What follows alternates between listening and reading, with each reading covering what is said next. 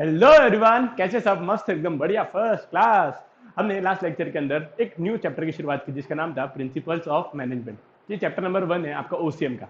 Since ये पहला पहला चैप्टर है और इसके अंदर अपन ने पहले लास्ट लेक्चर के अंदर अपन ने क्या क्या देख लिए थे। अपन ने देख लिए थे कि एक इंट्रोडक्शन से देखा था कि पूरे के पूरे चैप्टर के अंदर अपन क्या क्या पढ़ने वाले हैं, है ना। जो जो थिंग्स कवर्ड थी पर्टिकुलर चैप्टर के अंदर वो अपन ने देख लिए थे। तो क्या क्या था, एक स्टार्टिंग का इंट्रोडक्शन बताया था अपने को कि अपने 11th स्टैंडर्ड के अंदर क्या पढ़ा था, ठीक है।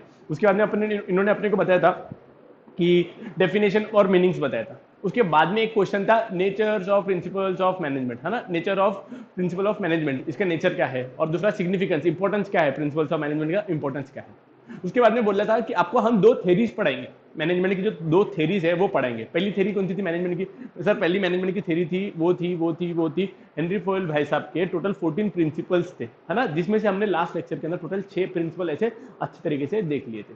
आज हम उसके आगे का पढ़ेंगे। और इसके बाद में और क्या था, एक एफ टेलर भाई साहब के भी प्रिंसिपल थे सर, वो भी देखेंगे अपन। ठीक है, तो पूरे के पूरे सिलेबस की जो मेन जान है ना वो यही टॉपिक है। एक हेनरी फॉयल्स के टोटल 14 प्रिंसिपल जो काम के पहले भी पोर्शन में था, अभी भी है, दोनों टाइम पे पूछते थे। हाँ, मतलब दोनों टाइम पे पूछेंगे। इनफैक्ट अभी न्यू सिलेबस की तो एग्जाम नहीं हो पाई, लेकिन आपके टाइम पे भी ना ये क्वेश्चन हमेशा सदाबहार सा क्वेश्चन है, हमेशा पूछते ही पूछते उसमें से। ठीक है, तो अपन वो अभी देखेंगे। ठीक है, तो अपन लास्ट लेक्चर के अंदर अपन हेनरी फॉयल भाई साहब के बारे में देख लेते कि ये कौन थे। एक तो 1941 1841 से लेकर तो 1925 तक ये फ्रेंच माइनिंग इंजीनियर थे, लेकिन उसको उनको बाद में जाके कंपनी का चीफ मैनेजिंग डायरेक्टर बना दिया था। इन्होंने बहुत सारे एक्सपेरिमेंट करे थे, एक्सपेरिमेंट करके इन्होंने टोटल 14 प्रिंसिपल को डेवलप किया, और ये सारे के सारे 14 प्रिंसिपल उन्होंने general and administration industrial administration ये पर्टिकुलर बुक के अंदर डाल दिया था। जनरल एंड इंडस्ट्रियल एडमिनिस्ट्रेशन ये पर्टिकुलर बुक के अंदर उन्होंने सारे के सारे 14 के 14 प्रिंसिपल को डाल दिया था। ठीक है, 2 मिनट में आवाज चेक कर लूँ। यस, हाँ, उन्होंने पूरे के पूरे प्रिंसिपल्स को इसके अंदर डाल दिया। उनका इतना ज्यादा कंट्रीब्यूशन था, इस वजह से उनको फादर ऑफ मॉडर्न मैनेजमेंट भी बोला जाता है।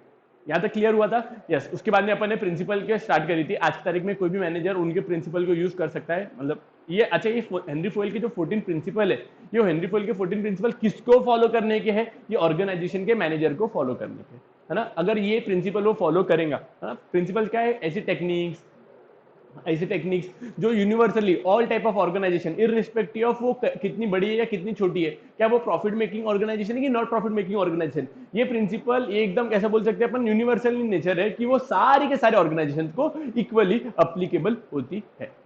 अब अगर आपने ऐसा ऐसा ऐसा ऐसा किया तो आपको डेफिनेट वो रिस्पेक्टिव रिजल्ट मिलेगा। कैसे कैसे किया? तो अभी जैसा वो प्रिंसिपल के अंदर बोलेगा है। तो प्रिंसिपल के अंदर इन्होंने क्या बताए थे अपने को? पहले है principle of management, principle of initiative. ये प्रिंसिपल क्या बोलता था कि मैनेजमेंट की रिस्पॉन्सिबिलिटी है कि मैनेजमेंट ने अपने एम्प्लॉयज को, अपने स्टाफ को उसने एनकरेज करना चाहिए, उनको नवी नवी आइडियाज के लिए बूस्टअप करना चाहिए। ऐसे नहीं, अगर कोई कोई टाइम के अंदर हो सकता है सामने वाला एम्प्लॉय रॉन्ग भी हो तो भी उसको कंपनी के मैनेजर की रिस्पॉन्सिबिलिटी की उसको वो मोटिवेट करना चाहिए।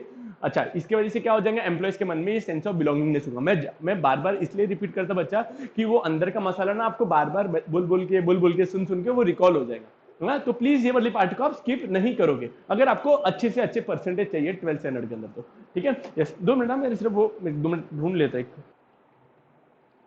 यस, पहला वाला प्रिंसिपल तो क्या था? प्रिंसिपल ऑफ इनिशिएटिव क्या बोलता था? ये वाला प्रिंसिपल बोलता था कि ऑर्गेनाइजेशन के मैनेजर की रिस्पॉन्सिबिलिटी कि उसने एम्प्लॉय को इनकरेज करना चाहिए कि उन्होंने नवी नवी आइडियाज के अंदर। इसके अंदर मैंने आपको एग्जांपल लिया था गूगल क्रोम का, है ना। सुंदर पिचाई जी ने वो गूगल क्रोम भी लाया था, और दूसरा उन्होंने बोला था कि आने वाले समय के अंदर अगर गूगल सर्च इंजिन के अंदर अगर काम करेगा, जो अभी सर्च इंजिन का प्लेटफॉर्म मतलब मेन है ना उनका, तो बोले अगर सर्च इंजिन में रहेगा तो वो पायोनियर बन सकता है। बोले नियर फ्यूचर के अंदर सारे के सारे लोग डिजिटली एडवर्टीजमेंट बहुत ज्यादा करेंगे। देखो वो टाइम पे उन्होंने सोच लिया था कि आने वाला इसका भविष्य आने वाला है। इस वजह से क्या बोला कि अगर इवन तो आपके एम्प्लॉयज कभी कभी हो सकता है रॉन्ग भी हो, तो भी ऑर्गेनाइजेशन के मैनेजर की रिस्पॉन्सिबिलिटी कि अपने एम्प्लॉयज को हमेशा उन्होंने मोटिवेट करना चाहिए। पक्का पक्का, यस। इसकी वजह से उनके अंदर सेंस ऑफ बिलोंगिंगनेस भी आएंगी कि हाँ ये मेरी ऑर्गेनाइजेशन है, मेरा सुनती है ये, राइट। दूसरा डिवीजन ऑफ वर्क, इन्होंने क्या बोल के रखा था कि ऑर्गेनाइजेशन के अंदर कोई भी पर्टिकुलर काम होगा तो उसको small small small small activities के अंदर डिवाइड करने को ना, और ये स्मॉल स्मॉल एक्टिविटीज वो पर्सन को अलॉट करना चाहिए जिसके अंदर जो पर्सन की एक्सपर्टीज है, और जिसको जो पर्सन की उसके अंदर उसके पास में वो पर्टिकुलर करने की स्किल है, टेक्निक्स पता है जो पर्सन को। ठीक है, और वो पर्टिकुलर काम वही पर्सन ने हमेशा हमेशा के लिए करना चाहिए। क्यों करेंगे सर? वो अगर पर्सन वही काम हमेशा करेगा तो वो उस काम के अंदर उसकी इफिशियंसी बढ़ जाएंगी और स्पीड भी बढ़ जाएंगी, राइट। ठीक है, तो डिवीजन ऑफ वर्क बहुत जरूरी है ऑर्गेनाइजेशन के अंदर करना। ठीक है, अपन ने इसके अंदर किसके एग्जांपल लिए थे वर्क को डिवाइड करने का? ठीक है, मेरे को भी ध्यान नहीं रहा। दूसरा है principle of authority and responsibility. इन्होंने क्या बोल के रखा था कि ऑर्गेनाइजेशन के अंदर अलग अलग डिपार्टमेंट्स काम करते हैं, अलग अलग डिपार्टमेंट्स के अलग अलग मैनेजर्स रहते हैं, है ना, रिस्पेक्टिव डिपार्टमेंट मैनेजर रहते हैं, जैसा प्रोडक्शन मैनेजर हो गया, जैसा जैसा डिस्ट्रीब्यूशन मैनेजर हो गया, जैसा रॉ मटेरियल प्रोक्योरमेंट मैनेजर हो गया। इन मैनेजर को क्या बोल देना, इनको फुल अथॉरिटी दे देना। इनके काम के अंदर किसी ने इंटरफेयर करने को ना क्या बच्चा, नहीं नहीं नहीं नहीं सर, इनको पूरा का पूरा काम उनके तरफ से तरीके से करने दो। लेकिन अब since we have given authority to them, उनके साथ में अथॉरिटी के साथ में उनके सब पर रिस्पॉन्सिबिलिटी भी आ जाएंगी। अगर उनका डिपार्टमेंट अगर अच्छा परफॉर्म नहीं करेगा तो फिर वो खुद ही रिस्पॉन्सिबल बनेंगे। बाद में ऐसा थोड़ी ना बोल सकते अरे वो मेरे को नहीं करने दे रहे थे, अपन ने क्या बोले, बॉस ये पर्टिकुलर डिपार्टमेंट की जिम्मेदारी आपकी, आपको कोई इंटरफेयर करेगा क्या, नहीं। इसके अलावा बोलो इसके बाद में कौन सा था, principle of command. Principle of command क्या बोलता था, ये वाला प्रिंसिपल बोलता था कि ऑर्गेनाइजेशन के अंदर एक पर्सन कमांड देने वाला एक ही पर्सन रहने को ना, एक पर्टिकुलर एम्प्लॉय को। क्या बोला उसने, ऑर्गेनाइजेशन के अंदर एक एम्प्लॉय को कमांड देने वाला व्यक्ति एक ही होने को ना। क्यों, अगर एक पर्सन को दो लोग या दो से ज्यादा लोग अगर कमांड दे रहे हैं, मतलब एक से ज्यादा लोग अगर वो पर्टिकुलर पर्सन सिंगल पर्सन को कमांड दे रहे हैं, तो फिर सामने वाला काम इफिशिएंट तरीके से नहीं कर पाएगा, वो कंफ्यूज हो जाएगा कि हम पहले किसका ऑर्डर माने और कैसे ऑर्डर किसका ना माने, उसका वर्ड हैम्पर्ड हो जाएगा, है ना। ये ऐसे ही पॉइंट अंदर उसके अंदर मसाले में लिखे हुए। Principle of order, principle of order क्या बोलता था, everything on its place and everything should have a place and everything should on its place and should be on its place. क्या बोल के रखा है, अगर आपके ऑर्गेनाइजेशन के अंदर छोटू सा भी चीज है ना, उसके लिए आप पहले से ही प्री डिफाइंड जगह बनवा लो। क्यों सर, ऐसा क्यों करना, बिकॉज कल चल के आप इतने सारे एसेट्स लेके आओगे, एसेट्स इधर उधर मिसप्लेस हो जाएंगे, जब आपको उसकी जरूरत आएगी तब आपको मिलेंगे ही नहीं, है ना। इस वजह से क्या बोल के रखा है कि ऑर्गेनाइजेशन के अंदर छोटी से छोटी बड़ी से बड़ी हर एक चीज के लिए, हर एक वस्तु के लिए आपका रिस्पेक्टिव लोकेशन डिफाइंड होना चाहिए। गॉट गॉट नॉट नॉट, हाँ सर समझ, आप समझा, पक्का पक्का समझाना आपको, यस। और सर और एक चीज था मेरे पास में, इसके अंदर और भी कुछ तो बोल के रखा था। हाँ, इसका मैंने और एक एडवांटेज बताया था कि हमारा वो पर्टिकुलर असेट चोरी नहीं जाएगा, बिकॉज अल्टीमेटली अगर हमारे पास में असेट का ऑलरेडी लोकेशन बना के रखी हुई है और वो पर्टिकुलर चीज वो पर्टिकुलर लोकेशन में मिल रही है, तो गुम होने की संभावना कम हो जाती है। Principle of direction, principle of direction का मतलब क्या देखा था अपने, बोलो। ऑर्गेनाइजेशन के अंदर डायरेक्शन देने वाला एक पर्टिकुलर पर्सन को, एक ही पर्सन का सिंगल प्लान ही रहना चाहिए। क्या बोला, ऑर्गेनाइजेशन के अंदर डायरेक्शन देने वाला एक ही व्यक्ति रहना चाहिए और सामने वाले का भी एक ही प्लान रहना चाहिए, बिकॉज अल्टीमेटली अगर मतलब प्लान वो बार बार बदलते रहेगा तो एम्प्लॉइज कंफ्यूज हो जाएगी कि हमको कौन सा प्लान फॉलो करने का है ना, समझा। तो प्रिंसिपल ऑफ डायरेक्शन बहुत काम का प्रिंसिपल था। उसके बाद में आज अभी ये न्यू प्रिंसिपल आपको मैं सिखाने जा रहा हूँ, बहुत काम के प्रिंसिपल है और आप देखोगे ना ऐसी समझ में आ जाएंगे और लर्न में भी हो जाएंगे। Principle of centralisation, principle of centralisation का मतलब क्या है, पहले बात तो सेंट्रलाइजेशन का मतलब समझ के चलो आप कि एक ही पर्सन के पास में पूरे के पूरे पावर होना, नहीं कि अपनी दुकान के अंदर होता। अपनी दुकान के अंदर क्या होता है, मतलब जो मिडिल एज मैन रहते हैं उनके दुकानों के अंदर क्या रहता है, वो खुद ही मालिक रहते, सारे के सारे डिसीजन भी खुद ही लेते वो, है ना। उनको परचेसिंग करने तो भी खुद ही जाते, पक्का पक्का, ठीक है। परचेसिंग भी खुद करे, छोटे मोटे काम बिलिंग भी खुद करे, अकाउंटिंग भी खुद करे, कैश को मैनेज भी खुद करे, लेबर को अपॉइंट भी खुद करे, एचआर डिपार्टमेंट, नहीं तो बड़ी बड़ी कंपनीज के अंदर स्पेशल एचआर डिपार्टमेंट रहता अपॉइंटमेंट करने के लिए, लेकिन ये सारे के सारे काम खुद ही करते as compare to other organisation जिसके अंदर ना हर एक अलग अलग काम के लिए अलग अलग मैनेजर अपॉइंट करके और रहता, और फिर वो पर्टिकुलर पर्सन वही पर्टिकुलर काम करेंगे, वो दूसरे के डिपार्टमेंट के अंदर टांग नहीं अड़ाएंगे, वो खुद का डिपार्टमेंट को अच्छे तरीके से समझेंगे। जब एक ही पर्सन के पास में पूरा का पूरा पावर है उसको बोला जाता है सेंट्रलाइजेशन।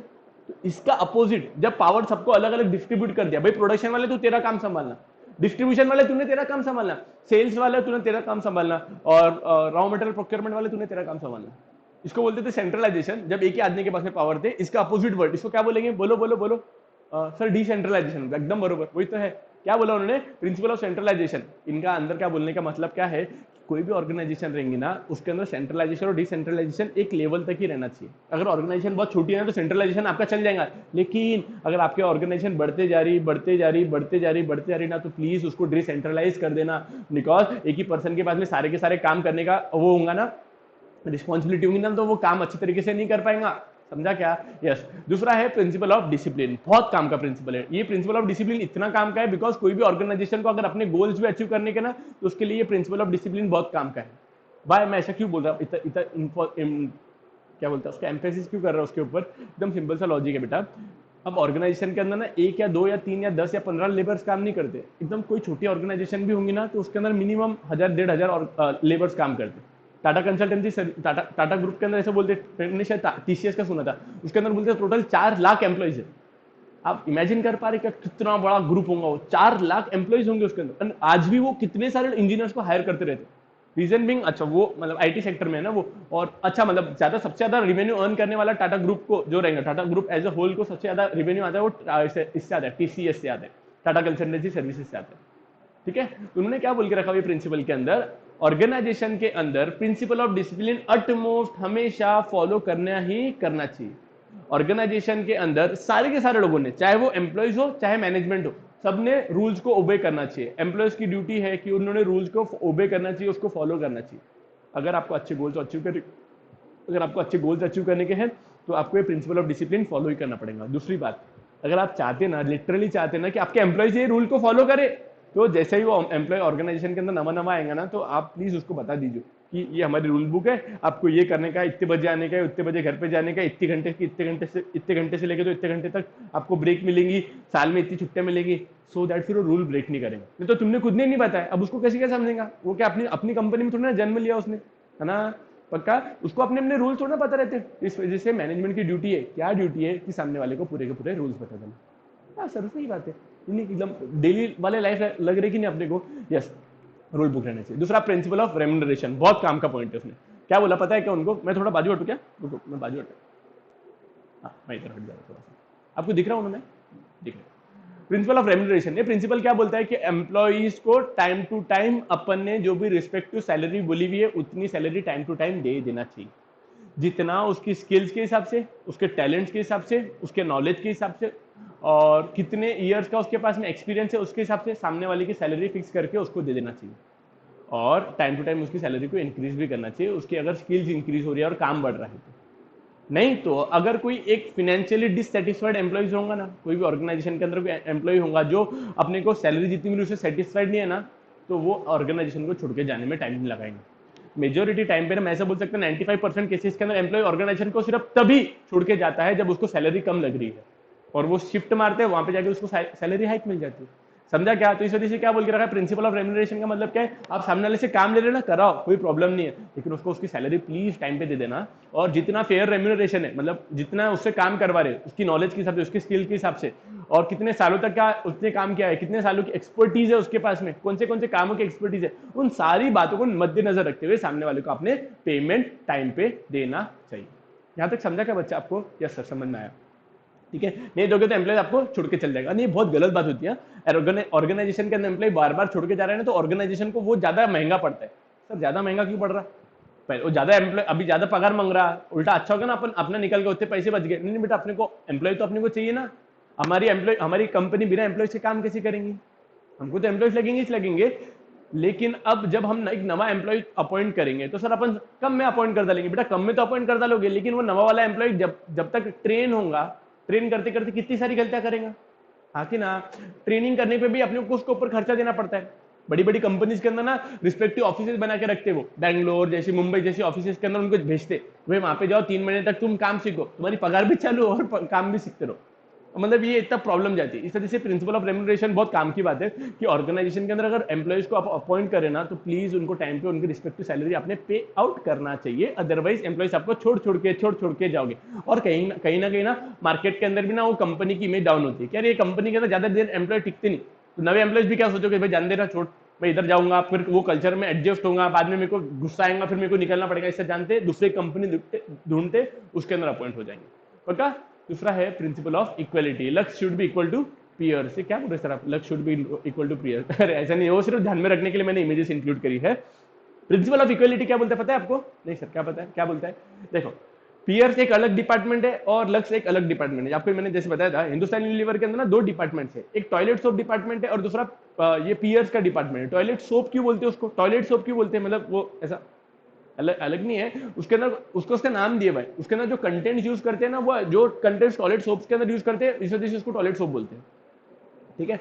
मतलब उनका कुछ तो भी लॉजिक है, मेरे को उसने बताया भी था कि ये प्रोडक्ट्स के अंदर ये पर्टिकुलर कंपोनेंट्स यूज किए जाते हैं, इस वजह से उनको ये बोलते हैं। वो पियर्स के अंदर यूज नहीं करते, इस वजह से दोनों की फैक्ट्री भी अलग अलग बना के रखी हुई है। पियर्स के अंदर ना वो अल्कोहल का यूज करते हैं, अल्कोहल पता है ना, अल्कोहल हमेशा पीने वाली अल्कोहल नहीं रहती, इंडस्ट्रियल अल्कोहल भी रहती है,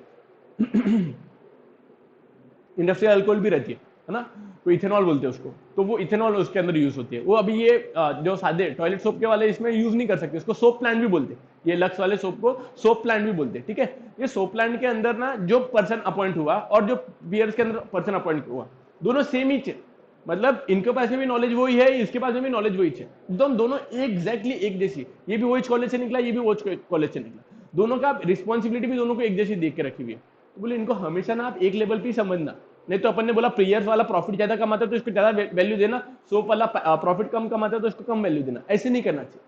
बिकॉज क्या हो जाएगा, ऑर्गेनाइजेशन के अंदर अगर ये इक्वलिटी नहीं रही ना, तो ऑर्गेनाइजेशन के एम्प्लॉयज ना बहुत डिससेटिस्फाई होना चालू हो जाते हैं कंपनी से ही, और फिर वो रात दिन कंपनी के मतलब अपना 100% कंपनी के अंदर दे नहीं पाते, वो पॉलिटिक्स के अंदर घिर जाते हैं, और इस वजह से वो अपना फुल पोटेंशियल को यूटिलाइज ही नहीं कर सकते। उनको हमेशा से डर सताते रहता है कि यार ये कितनी गंदी पॉलिटिक्स है, और वो उसके बारे में सोचते रहेंगे तो कंपनी के अंदर ध्यान कहाँ लगाएंगा वो, है ना। इस वजह से ये प्रिंसिपल ऑफ इक्वलिटी क्या बोलता है कि हर अलग अलग डिपार्टमेंट के अंदर भले एक जैसे लेवल के भी लोग होंगे ना, तो उसको एक जैसे इक्वल मानना, भले वो दोनों के अलग अलग डिपार्टमेंट भी होंगे ना, लेकिन एक ही लेवल के लोग होंगे ना, तो आपने उनको हमेशा हमेशा इक्वल देना, उनको जो रेम्यूनरेशन भी पे कर रहे होंगे ना इक्वल देना, उनको अगर प्रमोशन भी दे रहे होंगे तो इक्वल करना। क्यों? बिकॉज उसके बीच में, नहीं तो एम्प्लॉयज के बीच में ना वो एक डिससेटिस्फेक्शन का एटमोस्फेयर हो जाता है, और दूसरा एट दी एंड क्या हो जाता है, ऑर्गेनाइजेशन के अंदर कोई ना कोई एक आधा एम्प्लॉय तो छोड़ के जाएंगे, कौन जाएगा जनरली, जो ज्यादा डिससेटिस्फाइड, पक्का पक्का। इस वजह से ये प्रिंसिपल क्या बोलता है कि ऑर्गेनाइजेशन के अंदर एम्प्लॉयज के बीच में इक्वलिटी रहना चाहिए।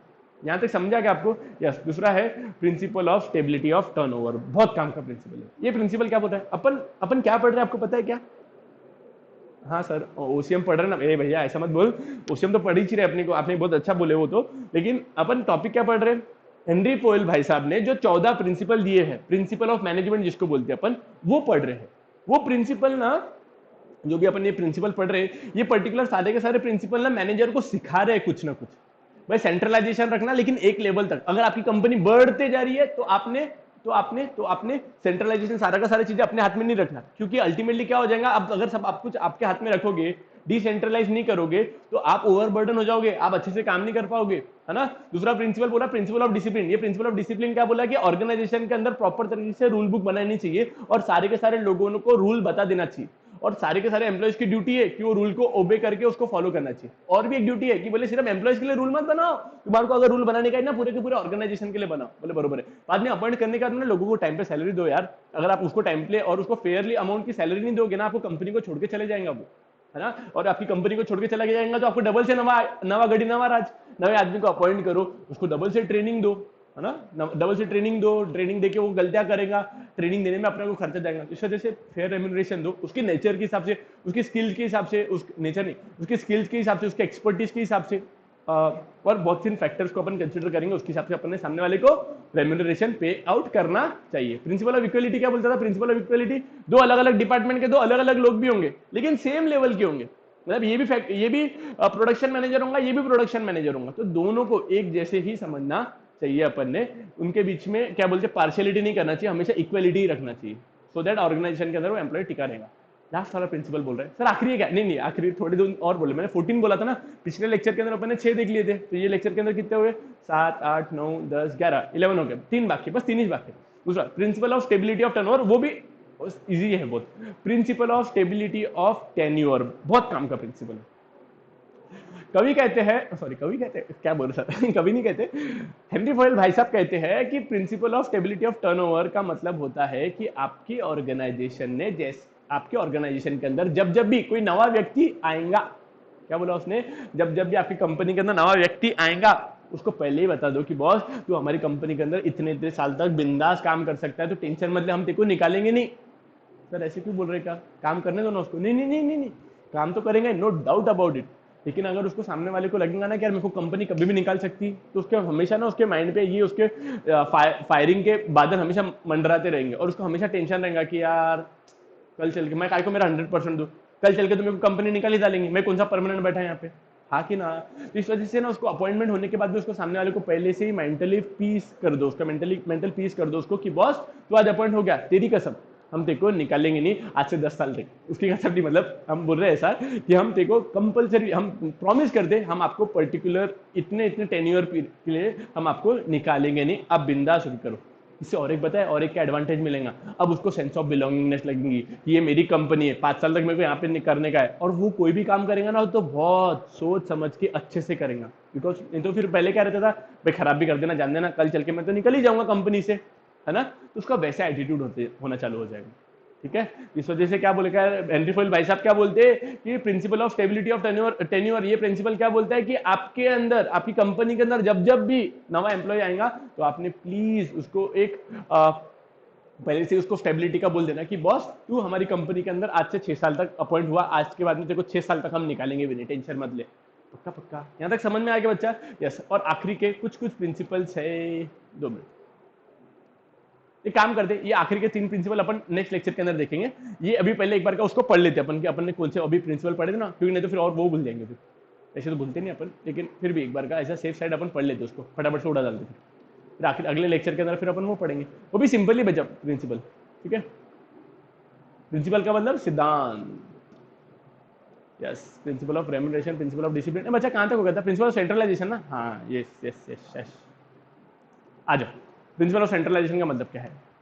प्रिंसिपल ऑफ सेंट्रलाइजेशन का मतलब होता है ऑर्गेनाइजेशन के अंदर, देखो छोटी ऑर्गेनाइजेशन है, उसके अंदर ये हमारे चाचा जी सब कुछ करते हैं, वो सबको लोगों को बुलाते भी, मास्क भी पहनाते, भाई मास्क पहनो, उसको अगर कोई रिपेयरिंग का आ गया, वो रिपेयरिंग वाला भी काम खुद ही करते हैं, दूसरा पैकेजिंग का भी काम खुद ही करते, बिलिंग का भी काम खुद करते, स्वैपिंग का भी काम खुद ही करते, हर एक चीज खुद ही करते काम।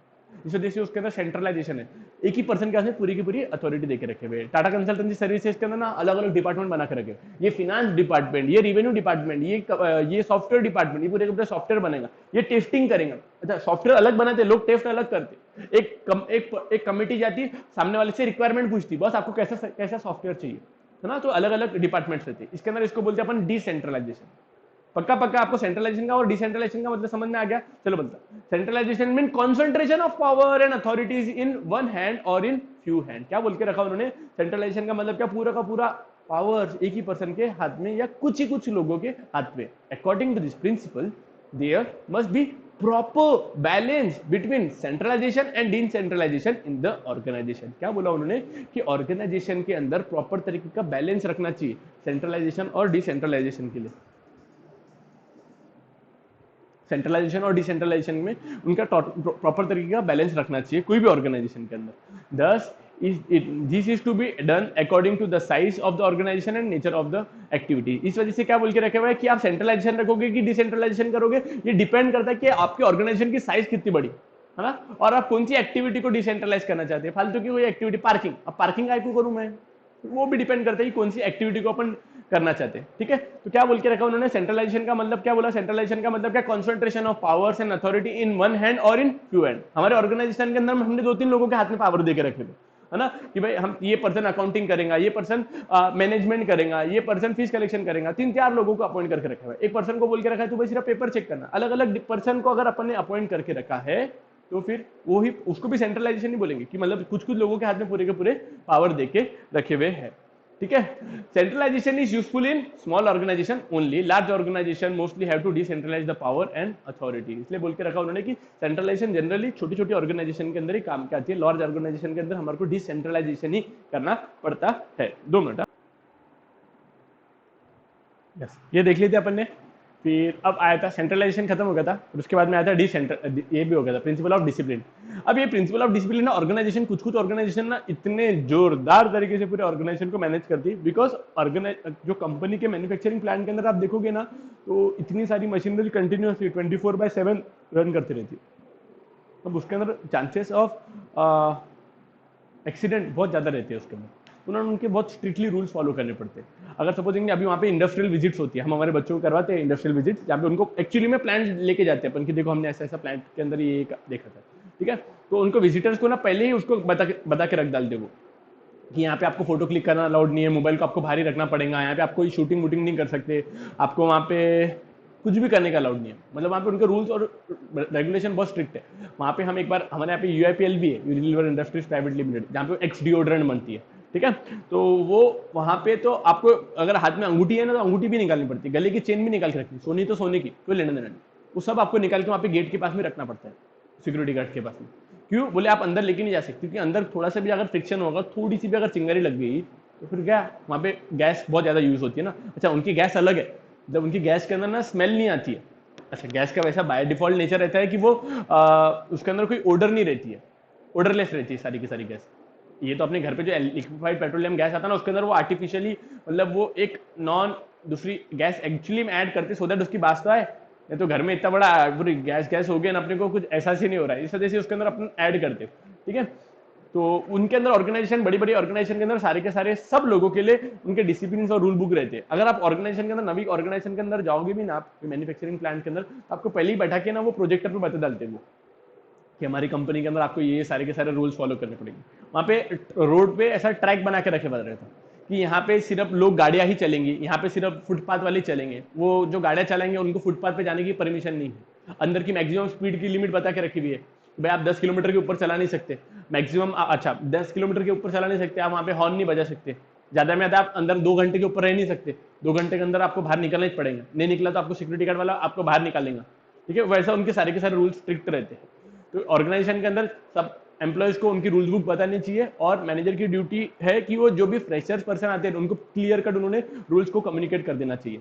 According to the Fayol, discipline is the most essential thing in an organisation. Fayol भाई साहब के हिसाब से कोई भी ऑर्गेनाइजेशन के अंदर डिसिप्लिन ये सबसे इंपॉर्टेंट क्राइटेरिया रहनी चाहिए, और बहुत इंपॉर्टेंट चीज है भी।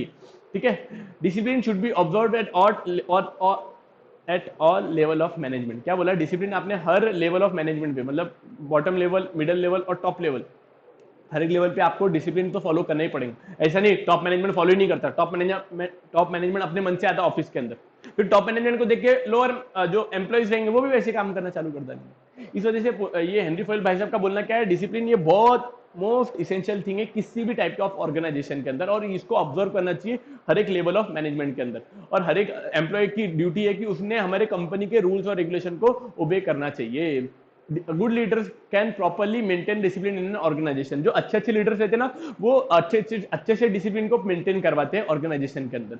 There should be proper understanding between the management and the employees regarding the rule, so that discipline is maintain. इसके लिए क्या बोल के रखे हुए कि जब भी ऑर्गेनाइजेशन के अंदर जब नवा एम्प्लॉइज आएगा उसने आपने उसको कम्युनिकेट कर देना चाहिए। ठीक है, इस वजह से क्या हो जाएगा, प्रॉपर अंडरस्टैंडिंग रहेंगी मैनेजमेंट और एम्प्लॉइज के बीच में, है ना, और अच्छे तरीके से वो रूल फॉलो ही कर पाएंगे। हमने उसको बताया नहीं कि हमारी ऑर्गेनाइजेशन सुबह 7 बजे चालू हो जाती है, वो भैया आता 11 बजे, मैनेजर चिल्ला रहा उसको, पागल है कहते को अक्ल नहीं, क्या बोले, क्या हुआ सर मैंने गलत क्या किया, बोले हमारी कंपनी का मॉर्निंग का 7 बजे का टाइमिंग है, तो 11 बजे आ रहा। तो हाँ, बोले आप सर आप मुझे बोल देते थे मैं भी आ जाता था, मैं क्या 6:30 बजे आके बैठ जाता था यहाँ पे, है ना। तो इस वजह से क्या बोल के रखा हुआ है कि ऑर्गेनाइजेशन के अंदर डिसिप्लिन बहुत ज्यादा इसेंशियल है, ये ऑब्जर्व करना चाहिए, मतलब फॉलो करना चाहिए मैनेजमेंट पे और ग्राउंड लेवल पे भी, मतलब मैनेजमेंट और एम्प्लॉइज ने दोनों ने फॉलो करना चाहिए। एम्प्लॉइज की ड्यूटी है कि सारे के सारे रूल्स को ओबे करना चाहिए। ये तो बोले मैनेजर 11 बजे, सॉरी 7 बजे, अरे पागल है क्या, बोले मैं उठता नहीं उतने बजे तक, तो ऐसा ऐसा नहीं करना चाहिए। उन्होंने क्या बोलना चाहिए कि हाँ ठीक है, उनको रूल को जो भी मैनेजमेंट ने जो भी नवे नवे रूल्स को बनाया है उसको अच्छी तरीके से फॉलो करना चाहिए। पक्का पक्का, यस। प्रिंसिपल ऑफ रेम्यूनरेशन, अगर हम एम्प्लॉयज को टाइम पे उसकी सैलरी दे रहे हैं तो उसकी इफिशियंसी बढ़ेगी, और हमेशा बोलेंगे कि हाँ यार मेरी कंपनी बहुत अच्छी है, और कंपनी के बारे में अच्छे अच्छे शब्द बोलेंगे। अगर वैसे हम एम्प्लॉयज को पगार ही नहीं दे रहे, बोल पाएंगे कि आपको लगता है कि आई लव माई कंपनी, काय को बोलेगा, बोले यार मेरे को पगार नहीं देती, मेरे से इतना सारा काम करवाती, इतना सारा काम करवाने की वजह से उसकी इफिशियंसी भी डाउन हो जाएगी, पगार तो कम ही है, और पगार कम होने की वजह से भी उसके सामने वाले की इफिशियंसी डाउन हो जाएगी। As per this principle employ must be paid fair amount of salary and wages for the services they are provided to organisation. बहुत काम के पॉइंट बोला उन्होंने, क्या बोला पता है, क्या बोला, बोलो। ऑर्गेनाइजेशन के अंदर जो भी एम्प्लॉयज काम कर रहे हैं, ऑर्गेनाइजेशन के अंदर जो भी एम्प्लॉयज काम कर रहे हैं उनको आपने फेयर वेजेस देना चाहिए। फेयर वेजेस का मतलब क्या, ऐसा फेयर एंड लवली लगा के देना चाहिए, फिर वो तो ग्लो एंड लवली होगी अभी, मतलब उसमें फेयर वेजेस का मतलब क्या है, सामने वाले के पोजीशन को ध्यान में रखते हुए, जो सर्विसेज वो दे रहा है उसको ध्यान में रखते हुए अपने उसका पगार पानी डिसाइड करने को ना, और वो उसको टाइम पे पे करने को, नहीं तो उसकी जानबूझ के उसकी पगार काट रहे हैं, वैसे काम नहीं होने को। अल्टीमेटली क्या हो जाएगा, ऑर्गेनाइजेशन के एम्प्लॉय हमारे से फिर नाराज हो जाएंगे। If fair remuneration is paid to employee, it will help the organisation to retain the employee for longer period, because generally या financially satisfied employee do not leave the organisation. बहुत मस्त पॉइंट बोला उन्होंने, क्या बोल के रखा उन्होंने कि ऑर्गेनाइजेशन को अगर एम्प्लॉयज को अपने लॉन्ग टर्म पीरियड के लिए अगर रिटेन करके रखने का है, तो मैं फिर से बोल रहा, अगर एम्प्लॉयज को लॉन्ग टर्म पीरियड के लिए रिटेन करके रखने का है तो ऑर्गेनाइजेशन ने अपने एम्प्लॉयज को अच्छे तरीके से सैलरी पे आउट करनी चाहिए। फिनेंशियल, क्योंकि जनरली एक फिनेंशियली साउंड एम्प्लॉय रहता है वो ऑर्गेनाइजेशन को छोड़ के जाने का सोचता नहीं है। It helps to increase the productivity and efficiency as well. इसके वजह से सामने वाले की प्रोडक्टिविटी और इफिशियंसी बढ़ेंगी, बिकॉज काहे को वो बाहर के ख्याल सोचेंगे नहीं ना, अपना 100% अपनी कंपनी को देगा। तुम 7 बजे बोला 6:30 बजे आके बैठेगा तुम्हारी कंपनी के बाहर, ठीक है। The remuneration should be fixed by taking into consideration skill expertise. क्या बोल के रखा है आपकी उसकी पगार पानी आप कौन से बेसिस पे डिसाइड करोगे, सामने वाले के पास में स्किल कैसी कैसी है, सामने वाला कौन से काम कर सकता है और कौन सा काम बहुत एक्सपर्टीज तरीके से कर सकता है। सपोजिंगली हमारे ऑर्गेनाइजेशन के अंदर एक आधा कोई काम होगा जो बहुत इंपॉर्टेंट काम है, ठीक है, और उसके अंदर वो पर्सन की एक्सपर्टीज है, तो अपन ने उसको ज्यादा सैलरी पे करने को। Remuneration should be fixed on the basis of by after considering उसकी स्किल्स कैसी है, उसके अंदर एक्सपर्टीज क्या क्या है, उसके पास में नॉलेज कौन सी चीजों का है। नॉलेज का मतलब क्या, सामने वाले के पास में दिमाग कौन सी चीजों का है कि हाँ भाई ये भी आता है वो भी आता है, अरे वो भी आता है तुम्हें ये भी आता है, सब कुछ आता है भाई। उसका टेन्योर कितने सालों से हमारी कंपनी के अंदर है, वो कॉस्ट ऑफ लिविंग। अच्छा हमने उसका एम्प्लॉयमेंट कर दिया मुंबई के अंदर, मुंबई के अंदर उसको 20,000 की पगार दे रहे, बोले बहु 25,000 तो वहां पे मेरे को रेंट लग जाता, अब 20,000 क्या दे रहे मुझे, एक काम करो मैं खामगांव में रहता हूँ। तो अब चाहे वो कॉस्ट ऑफ लिविंग वहां पे जहां पे उसको अपॉइंट करे तो वहां पे उसकी कॉस्ट ऑफ लिविंग कैसी है। मार्केट ट्रेंड, मार्केट के अंदर कैसा ट्रेंड है, अगर कोई 6 साल पुराने एम्प्लॉइज है तो 6 साल पुराने एम्प्लॉइज को जो कि ये रिस्पेक्टिव काम करता है तो उसको हम कितनी पगार देते हैं, मार्केट कितनी पगार देता है, उन सब चीजों को ध्यान में रखते हुए मद्देनजर रखते हुए अपने सामने वाले को क्या देना चाहिए, सैलरी देना चाहिए। Profitability of the organisation. अच्छा दूसरा मार्केट ट्रेंड, मार्केट ट्रेंड का मतलब ये बता दे, प्रॉफिटेबिलिटी ऑफ द ऑर्गेनाइजेशन। हम हमारे एक एम्प्लॉय को 2-2 करोड़ रुपए की पगार दे रहे, हमारा खुद का टर्नओवर 1 करोड़ रुपए, अरे क्या कर रहे हैं आप, आपकी खुद की प्रॉफिटेबिलिटी भी तो दो। हाँ फेयर देना चाहिए, लेकिन ऐसा खुद का घर लुटा के दोगे क्या, नहीं ऐसा नहीं करना चाहिए।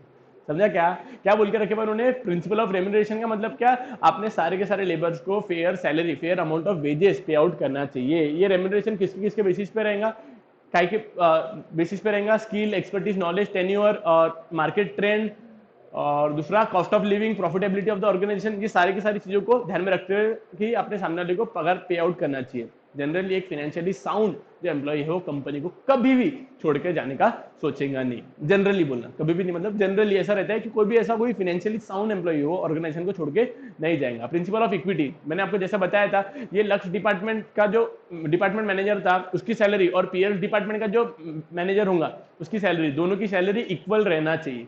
क्यों, अच्छा उनको हर एक एस्पेक्ट में ना अपन इक्वल जैसा ही ट्रीट करना चाहिए, अदरवाइज डिससेटिस्फाई हो जाएंगे। वाइल अलोकेटिंग एनी वर्क और डेलीगेटिंग एनी अथॉरिटीज, जब जब भी आप उसको कोई काम दोगे या उसको जिम्मेदारी दोगे दोनों के केस के अंदर, और या फिर उनका मॉनिटरी टर्म्स डिसाइड करने के लिए पगार कितनी देंगे, सब चीजों को डिसाइड करते टाइम पे आपने there should not be any discrimination between employees.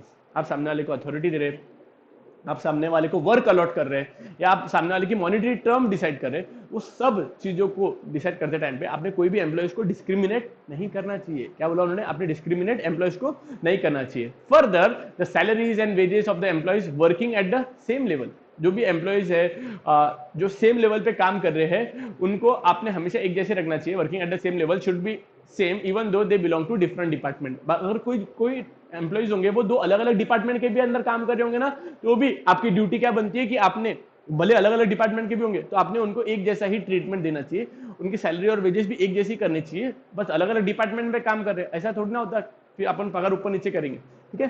कुछ कुछ कंपनीज के अंदर ऐसा होता है, क्या बोलते हैं, अगर सपोजिंगली कोई एक पर्टिकुलर पर्सन काम कर रहा, बहुत हैवी काम है उसका, मतलब दिमाग को बहुत प्रेशर वाला काम है, अब दूसरा पर्सन है उसके अंदर उतना उसको मेंटली इतना टॉर्चर नहीं होता है, वो रिलैक्स रहता है, मस्त आराम आराम से काम करता है। अब इसकी कंपनी ने इसकी पगार बढ़ाती है, भले दोनों साथ में भी लगे होंगे, लेकिन ऐसा मतलब थोड़ी ना यार, भले अभी अलग अलग डिपार्टमेंट में, इसका डिपार्टमेंट बहुत ज्यादा हैवी है, इसका डिपार्टमेंट लाइट है, तो कंपनीज करती है। ये इनका कैसा है कि मतलब ये हमारा जो प्रिंसिपल है ना ये फ्लेक्सिबल है, फ्लेक्सिबल इन नेचर है। मैं आपको आगे बताऊंगा nature of principle of management, आपको मैंने बताया था ना, एक क्वेश्चन अपन सबसे आखिरी में देखेंगे, तो वो क्वेश्चन के अंदर आपको बताएंगे अपन कि ये सारे के सारे जो प्रिंसिपल है ना, they all principle are not rigid. ये बहुत ऐसा रिजिड नहीं है कि हम जो बोले वो करना पड़ेगा, ऐसा नहीं। आप आपके हिसाब से उसको तोड़ मरोड़ सकते हैं, लेकिन कन्वीनियंस के हिसाब से, है ना। अपन हम बोल रहे वर्क को डिवाइड करो, आप इतना छोटे पार्ट को डिवाइड करते रहे, आपने 40 एम्प्लॉय कर दिया, अरे 2-3 के भरोसे हो जाता था काम। तो विवेक का प्रयोग करे और उसके बाद में उसको रिलेस करे। Further the sales and salary और wages of the employee working at the same level should be same even though they belong to different department. ये बोल दिया ना शायद मैंने। This will help to avoid conflict within the organisation. इसके वजह से क्या हो जाएंगे, एम्प्लॉयज के बीच में डिशुम नहीं होंगे, झगड़े नहीं होंगे, कॉन्फ्लिक्ट नहीं होंगे, सब अपने अपने अच्छे तरीके से काम कर पाएंगे। Management should be fair as well as friendly to subordinate, जो भी अपने सबॉर्डिनेट्स है, नीचे काम करने वाले थे, उनके साथ में एक फ्रेंडली एटमॉस्फेयर रखना चाहिए। क्यों? बिकॉज वो अगर हमसे खफाए क्या बात है, वो अगर हमसे नाराज है तो वो अच्छे तरीके से काम नहीं कर पाएंगे सर। उसके बाद में आखिरी वाला प्रिंसिपल है principle of stability of turnover tenure. क्या बोल रहे sir? Principle of stability of tenure. Principle of stability of tenure क्या क्या बोलता है? टेन्योर, जब भी कोई पर्सन आएगा अगर उसका टेन्योर फिक्स नहीं है तो वो उसको हमेशा से एक डर बना रहेगा कि यार कंपनी मेरे को कभी भी निकाल सकती है। तो ऑर्गेनाइजेशन के अंदर ऐसा नहीं रहना चाहिए। When an employ is appointed in an organisation the management should assure them about the job security. जब भी आप एम्प्लॉय को, नवे एम्प्लॉयज को ऑर्गेनाइजेशन के अंदर अपॉइंट करोगे, जब भी आप नवे एम्प्लॉयज को ऑर्गेनाइजेशन के अंदर अपॉइंट करोगे तो अपने सामने वाले को उसकी जॉब सिक्योरिटी के बारे में अश्योरेंस देना चाहिए कि बॉस तू टेंशन मत ले, अभी हम जिंदा है ना। मतलब ऐसा मतलब जिंदा है ऐसा नहीं कि आपने सामने वाले को बोलना चाहिए कि बॉस तू टेंशन मत ले, हम तुम्हारे को हमारी कंपनी से कभी भी निकालेंगे नहीं, या फिर 6 साल तक तू टेंशन मत ले ना। 6 साल के बाद में लगे तो अपन देखेंगे कि कैसा करने का है, लेकिन तू टेंशन मत ले, तू हम हमारा कंपनी के अंदर 6 साल तक तो तेरे को कोई निकालेगा ही नहीं। It helps to create a sense of belongingness among the employees. इसके वजह से ना क्या हो जाएगा, एम्प्लॉइज के मन में सेंस ऑफ बिलोंगिंगनेस आ जाएगा कि हाँ यार कंपनी अच्छी है, हमारी कंपनी मेरे से काम करवाती है और ये मेरी कंपनी है, वैसा उसके अंदर एटीट्यूड आना चालू हो जाएगा। An employ who is secured about his job would put his maximum effort. कोई एम्प्लॉय है अगर वो उसको अपने सिक्योर कर दिए कि बॉस तू टेंशन मत ले, तेरा जॉब हमारे पास में परमानेंट है, तू कोई निकाल नहीं सकता, तो वो अपने मैक्सिमम एफर्ट देने की कोशिश करेगा। It will help them to minimise the employ turnover ratio. ये एम्प्लॉय टर्नओवर रेशियो का रहता है 1000 एम्प्लॉयज में से कितने एम्प्लॉयज हमारी ऑर्गेनाइजेशन को छोड़ के जाते हैं, या फिर उनको ऐसा बोल सकते हैं कितने एम्प्लॉयज इस साल के अंदर हमको छोड़ के गए out of total number of employees. से हमारे कंपनी के अंदर थे 1000 एम्प्लॉयज थे या 100 एम्प्लॉयज थे, उसमें से 10 एम्प्लॉयज छोड़ के चले गए। मैं डबल से बोल रहा, हमारी कंपनी के अंदर टोटल 100 एम्प्लॉयज थे, 10 एम्प्लॉयज छोड़ के चले गए। ऑन एन एवरेज हर साल 10 एम्प्लॉय छोड़ के जाते हैं, हम उसकी जगह पे दूसरे एम्प्लॉयज लाते हैं, तो फिर वो केस का हमारा एम्प्लॉय टर्नओवर रेशियो हो जाएगा 10% का। ठीक है, तो ऑर्गेनाइजेशन को इसके ऊपर काम करना पड़ेगा। गूगल जैसी कंपनी का ना एम्प्लॉय टर्नओवर रेशियो 0 का है। 0 का क्यों है? क्यों? बिकॉज वो इतनी ज्यादा फैसिलिटी देते हैं अपने एम्प्लॉयज को, इतना ज्यादा अच्छा फेयर ट्रीटमेंट करते हैं उनके साथ में, क्योंकि ऑर्गेनाइजेशन को वो छोड़ने का सोचते भी नहीं है ना। ठीक है, पगार पानी उसको टाइम पे देते हैं, प्रिंसिपल ऑफ रेम्यूनरेशन बहुत अच्छी तरीके से फॉलो करते हो। An employee who is secured about his job would put his maximum effort. It will help to minimise the employ turnover ratio. पक्का यहाँ पे पूरा का पूरा अपना 11 क्या खत्म हुआ अपना 11 ये खत्म हुए, 11 प्रिंसिपल्स खत्म हुए। आखिरी के सिर्फ 3 ही प्रिंसिपल बाकी है, वो अपन देख लेंगे नेक्स्ट लेक्चर के अंदर। टिल देन आप ये पर्टिकुलर लेक्चर को, इन केस अगर आपको कोई भी डाउट होगा तो प्लीज नीचे कमेंट्स के अंदर मुझे बताओ। I will happy to answer all your queries, all your doubts. In case आपको सच में जेन्युइनली अच्छा लगा कि आपको समझ में भी आ गया टॉपिक पहले ही, अच्छा जब मैं वो उसके अंदर डायग्राम के अंदर समझा था आपको, वैसे ही बहुत सारे बच्चों को तो तभी समझ में आ जाता। ये अंदर का मसाला मेरे को फिर भी पढ़ना क्यों जरूरी रहता, बिकॉज कभी ऐसा ना लगे कि सौरभ सर ने इसको स्किप कर दिया। ठीक है, तो आपका मेन ऑब्जेक्टिव क्या रहना चाहिए, लेक्चर को आपने 2 बार आपका वैसे ही देखना हो जाता, 2 या 3 बार आपका लेक्चर में देखना हो जाता आपका। ठीक है, रिवाइज करना हो जाता। अभी लेक्चर को आप एंड करोगे तो यहाँ पे फिर से एक बार और पढ़ना, आपने कुछ होगा तो उसको सर्कल कर लेना और मुझे कमेंट के थ्रू बता देना। I will happy to resolve all your queries. ठीक है, चलो रुको, मैं यहाँ पे लेक्चर को क्लोज करूँ यहाँ पे। ठीक है, चलो, thank you so much guys, see you back in new lecture with new topic. Thank you so much, bye bye, take care, love you.